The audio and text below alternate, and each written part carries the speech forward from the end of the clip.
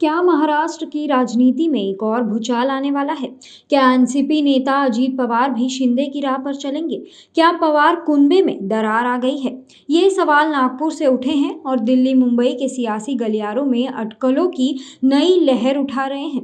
महाराष्ट्र विधानसभा अध्यक्ष राहुल नार्वेकर के खिलाफ महाविकास अघाड़ी के विधायकों ने अविश्वास प्रस्ताव लाया है। प्रस्ताव से जुड़े पत्र में सबके हस्ताक्षर हैं, लेकिन नेता प्रतिपक्ष अजीत पवार के हस्ताक्षर नहीं है।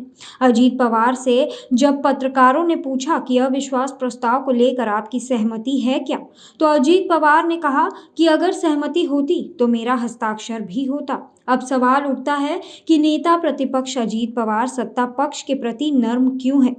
क्या वह भी नई राह चुनने वाले हैं? दरअसल 2 दिन पहले बुधवार को जब लगभग 14 महीने की जेल काटकर एनसीपी नेता अनिल देशमुख बाहर आए, तो उनसे मिलने के लिए अजीत पवार मुंबई पहुंचे। पर कैसे पहुंचे, ये ज्यादा महत्वपूर्ण है।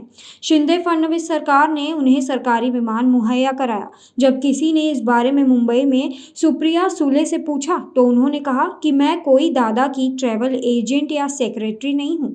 मुझे नहीं पता वे कैसे आ रहे हैं, मैं बस इतना चाहती हूँ कि वे सकुशल आ जाएं।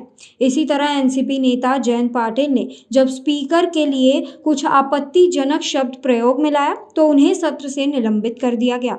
इस दौरान भी अजीत पवार का रुख सत्ता पक्ष के प्रति हमलावर नहीं हुआ। इन सारी गतिविधियों से अनुमान लगाया जा रहा है कि पवार कुनबे में कहीं न कहीं दरार आ गई है। हो सकता है दादा भी शिंदे की राह पर चल पड़े। इससे बात को इससे भी बल मिलता है कि महाराष्ट्र भाजपा अध्यक्ष चंद्रशेखर बावनकुले दावा कर रहे हैं कि अगर अविश्वास प्रस्ताव पर वोटिंग होती है तो विपक्ष के 20-25 विधायक हमारे पक्ष में दिखेंगे। बावनकुले किसके बल पर यह बात कह रहे हैं? जाहिर है कुछ तो गड़बड़ है दया, लेकिन अभी सियासी सीआईडी इसकी जांच में व्यस्त है। फिलहाल तो यही कहा जा सकता है कि पिछले 2-3 दिनों से नागपुर में डट कर बैठे उद्धव ठाकरे ने एक तीर से 3 शिकार किया है। अविश्वास प्रस्ताव लाकर नार्वेकर के बहाने महाविकास अघाड़ी ने कई निशाने साधे हैं। 10 जनवरी को चुनाव आयोग के सामने ठाकरे और शिंदे गुट की सुनवाई है।